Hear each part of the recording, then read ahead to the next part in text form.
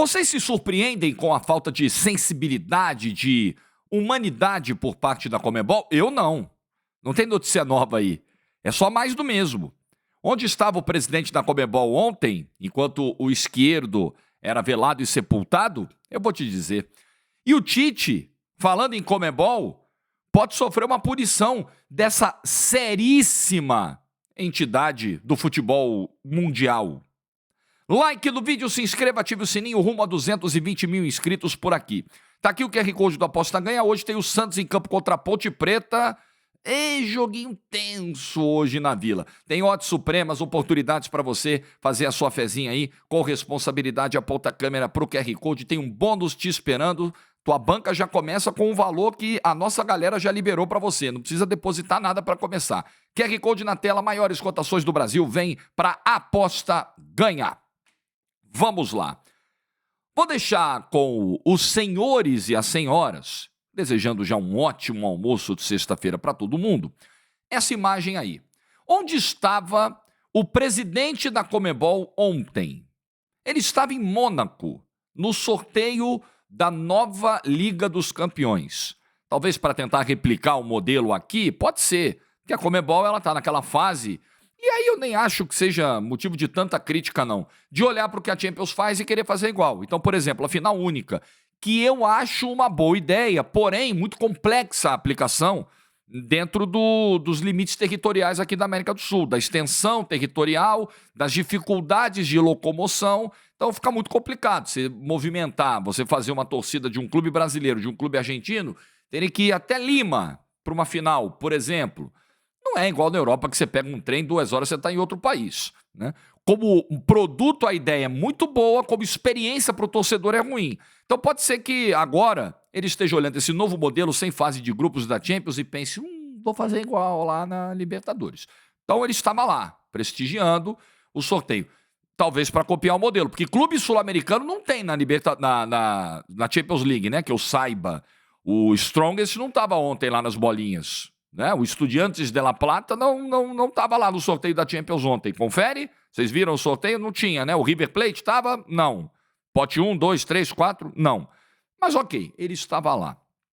Só que ontem, durante o sorteio, na mesma hora que o sorteio acontecia em Mônaco, em que ele estava lá, engravatado, com muitas autoridades, champanhe da melhor qualidade, canapés, dirigentes do mundo inteiro, aquele networking, aquela coisa toda elegância, hotel de luxo.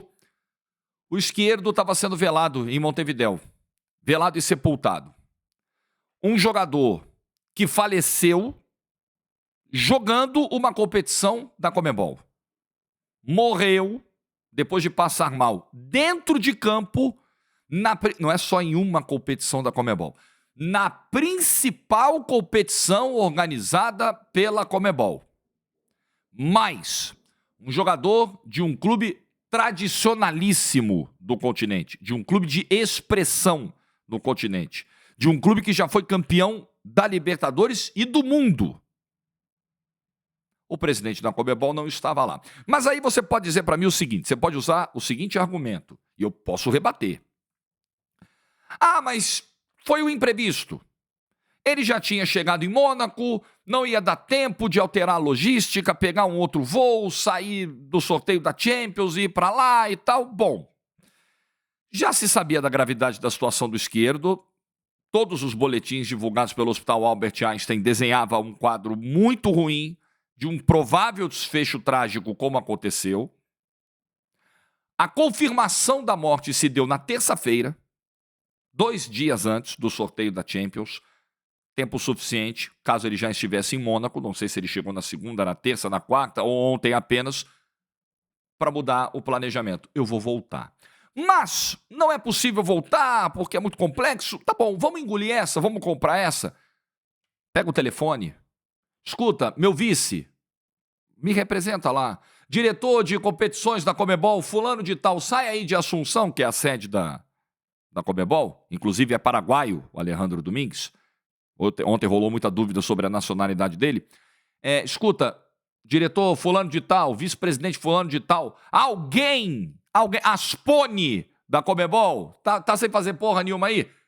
Tá bom, vai. Pô, que saco, né? Porque pra eles deve ser uma coisa. "Uxa, pô, tô aqui num sorteio tão maravilhoso, um evento tão lindo, tem que ir pro velório. Tá, fulano, vai lá, me representa. Nem isso! Nem isso! Nem enviar um representante, um emissário, um aspone. Nem isso a Conmebol se dignou a fazer, cara.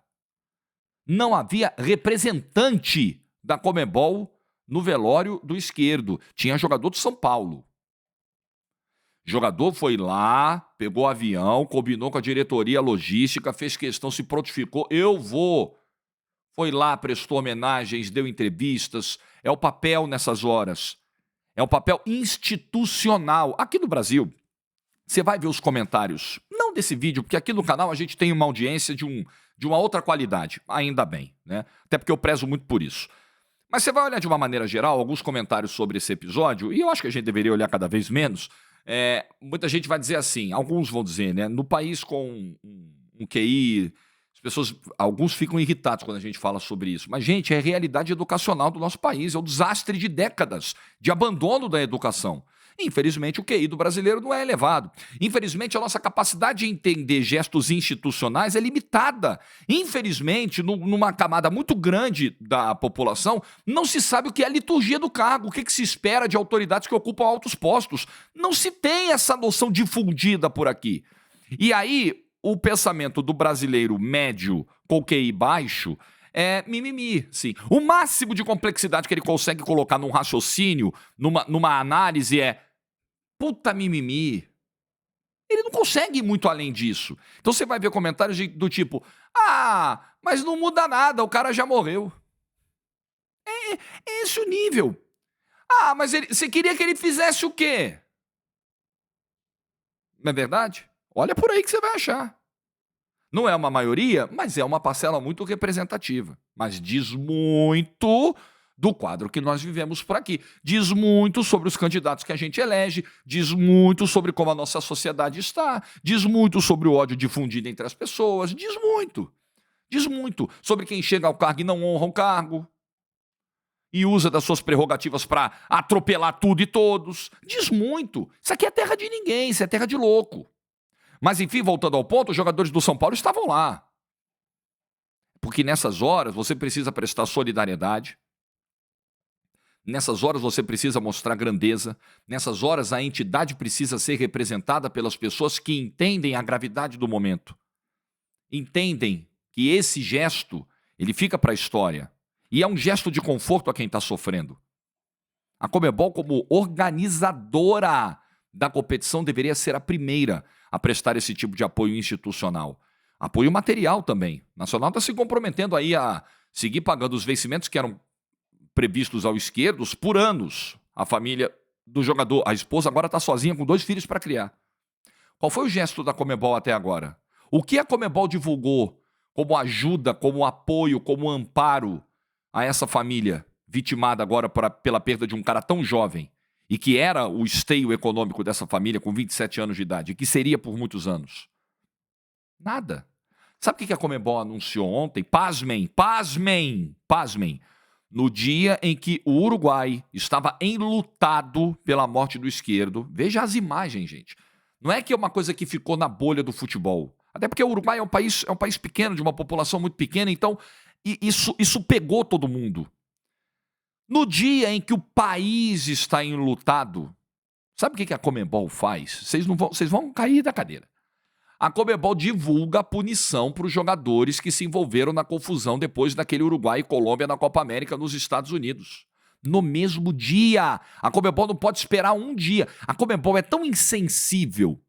É uma entidade tão nojenta. Eu posso achar isso, né, Conmebol? Ninguém vai poder me processar. Eu posso achar o que eu quiser. Eu não posso acusar de crime. Agora, ter nojo, asco de uma entidade como a Conmebol, de pessoas que comandam essa entidade, dos valores que essa entidade tem ou deixa de ter, né? O ter nojo pela ausência de valores mais humanos, eu tenho todo o direito de ter. Gostar e não gostar é direito meu. Aí a Conmebol vai lá, ela não pode esperar. Semana que vem, Copa América já acabou mês passado. Ela não pode esperar. Ah, não, porque tem agora a data FIFA, tem as eliminatórias. Os jogos são só no dia 6. Ela poderia anunciar na semana que vem. Ela poderia ter anunciado na semana anterior. Mas não. No dia em que o Uruguai enterra o esquerdo, eles divulgam as punições. Eu tô até com as punições aqui. O Darwin Núñez pegou 5 jogos de suspensão e $20 mil de multa. O Bentancur pegou 4 jogos de suspensão e uma multa de $16 mil. Matias Oliveira, Ronald Araújo e Jiménez pegaram 3 jogos de gancho e multa de $12 mil cada um. E os demais jogadores, Cáceres, Vinha, Emiliano Martínez, Brian Rodrigues, Santiago Meli e Facundo Pelistri, pegaram $5 mil de multa e não pegaram punição em jogos. E a Associação Uruguaia de Futebol, $20 mil de multa. Sensacional. Sensacional. No dia do enterro do esquerdo. Sensibilidade, a Conmebol tem zero. Nunca teve. A nova Conmebol, o cacete, nunca foi. Só muda o dono da cadeira, né? Só muda a bunda que está sentada na cadeira. Mais nada. Não mudou nada. A Conmebol sempre foi isso aí. Não me surpreende. Zero surpresa com essas pessoas. E é uma imagem que vai ser lembrada. O mesmo presidente Alejandro Domingues, que vai lá no evento do sorteio, faz um monte de homenagem pro pai, gasta um puta tempo para falar do próprio pai e tal, tava lá ontem, sorridente, no sorteio da Champions. Ah, mas pô, não ia mudar nada. Nem um representante, nem um dirigente ele se dignou a mandar. Parabéns aos envolvidos. Essa mesma Conmebol, para fechar o vídeo, agora foi para cima do Tite. O Tite vai ser julgado pela Conmebol, foi denunciado pelas críticas à organização da Libertadores. Qual é o ponto? O Tite sentiu na pele os efeitos da altitude. Aliás, lembrem que em 2022 o Tite se envolveu numa polêmica com os bolivianos, quando ele treinava a seleção brasileira, e teve um Bolívia e Brasil em La Paz pelas eliminatórias, ele disse que é desumano jogar na altitude. E os bolivianos ficaram revoltados com o Tite. Pô, desumano nada, aqui é a nossa terra, é onde a gente vive. O Tite teve que pedir desculpa, né? Se criou um climão. O Brasil até ganhou lá, com reservas, inclusive, poupando alguns jogadores. O Neymar nem foi, outros titulares nem foram. Nesse ponto, convenhamos, o Tite está errado, na minha opinião. Falar em desumanidade, ele agora evitou usar o termo desumano. Eu vou destacar aqui o que o Tite disse agora e que está gerando essa denúncia da Conmebol. Mas nisso o Tite está errado. Enquanto não houver um consenso, consenso médico, precisa haver, sobre altitude, sobre gramado sintético, sobre qualquer assunto que circunda o futebol. Enquanto não houver um consenso médico, olha, precisamos realmente proibir, porque não dá, porque as pessoas vão morrer se jogar na altitude. Enquanto isso não acontecer, você não pode tirar do cara o direito dele de jogar onde ele nasceu, na terra dele. Desculpa, não tem jeito. Você tira a vantagem da altitude, você tira a vantagem do calor, você tira a vantagem do frio. Em tudo você tira alguma vantagem. O dono da casa tira alguma vantagem. Claro que a altitude é uma condição muito mais severa do que as outras que eu citei. Eu não estou dizendo o contrário disso. Agora, é a casa dos caras. Mas ok. Dito isso, o Tite dessa vez não usou o termo desumano. Mas o Tite falou dos problemas que existem, das dificuldades que ele sentiu lá em La Paz. O Tite voltou com uma arritmia cardíaca, teve que ser internado, ficou fora dos jogos seguintes. Claro, isso assusta, sem dúvida, sem dúvida. Mas ele tem um ponto aqui. Ele tem um ponto que é importante. Já que nós estamos falando de consenso médico aqui, já que nós estamos falando de ciência, de medicina, de orientações profissionais. O Tite reclama de uma norma da Conmebol que obriga as equipes a chegarem na cidade dos jogos um dia antes. E se isso não acontece, o time toma multa. Já sabemos há muito tempo, e a Conmebol sabe, e o seu Alejandro Domingues sabe, que vários médicos, isso eu não tirei da minha cabeça, são médicos de diferentes clubes que traçam esse tipo de planejamento e que dizem o seguinte: olha só, vai jogar na altitude, ou você chega uns 15 dias antes para se aclimatar, ou você chega faltando 3 horas para começar o jogo. Porque chegando em cima da hora, você minimiza os efeitos da altitude. Meu Deus do céu, isso não foi o médico do Flamengo que inventou. Há anos, seleções e equipes fazem isso. Só que a Conmebol agora enfiou no regulamento, não importa se é na altitude ou se é na baixitude, não importa, você tem que chegar um dia antes. E aí, quando você não chega, toma multa. O Tite tem razão ao reclamar disso. O Flamengo chegou 3 horas antes. O jogo era às 20h30 no horário local, o Flamengo pousou em El Alto às 17h30, como todos fazem quando vão jogar em La Paz, todos. Aí a Conmebol quer multar. O Tite tá certo. O Tite falou, gente, isso aqui é o desrespeito à ciência. A Conmebol tá brigando com a ciência. Os médicos sabem que se você fica 6, 7, 8 horas na altitude, você começa a ter dor de cabeça. As primeiras horas, o primeiro dia, o segundo dia, eu sei o que é. Eu vivi isso na altitude. Eu não tive tantas dores de cabeça. Eu fui recomendado a ter uma super hidratação na altitude. Então a primeira coisa que eu fiz quando cheguei, eu fui a Juliaca, que é um pouquinho mais alto que La Paz. São 3.800 metros, do Peru, para fazer binacional em São Paulo na Libertadores. Primeira coisa que eu fiz depois que cheguei, fui pro hotel, coloquei as malas, foi caminhar até o shopping que tinha no quarteirão de trás do hotel, onde tinha um supermercado, e comprei uma enorme quantidade de água. Caminhei na minha velocidade normal, não consegui. Comecei a dar os passos que eu dou aqui, eu ando rápido. Eu tenho um caminhar meio marcha, assim, meio rapidinho.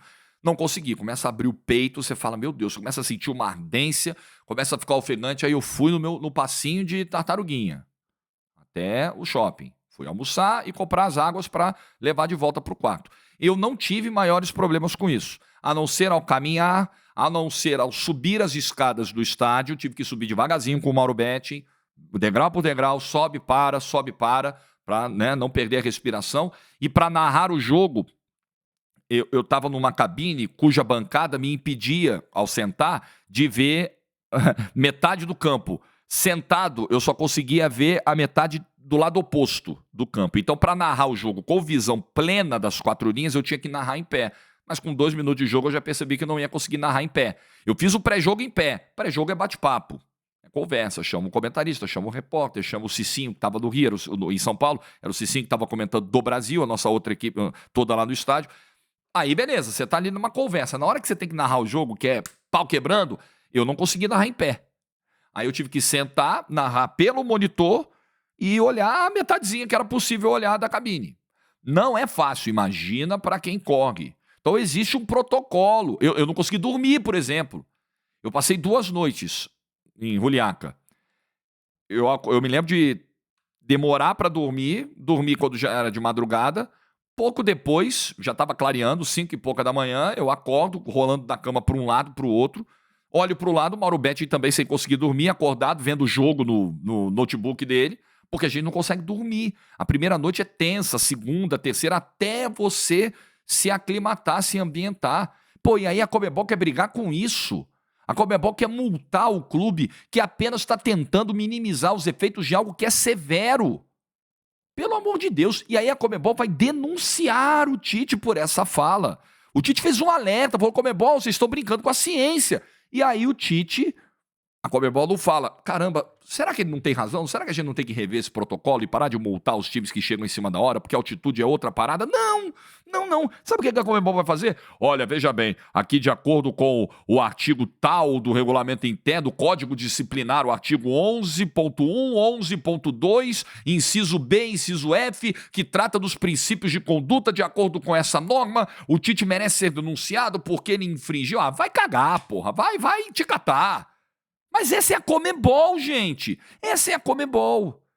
Essa é a Conmebol que vira as costas para episódio racista em arquibancada. Essa é a Conmebol que tem equipe... Gente, teve jogo recente na Libertadores que o jogador foi apedrejado em campo, jogaram uma pedra em campo do cara. Acontece alguma coisa? Vocês acham que acontece alguma coisa? Mas vai falar da Conmebol. Vai falar que é um absurdo obrigar os times a chegarem um dia antes da altitude. Não, mas não pode. O nosso código disciplinar. Tenho nojo de vocês.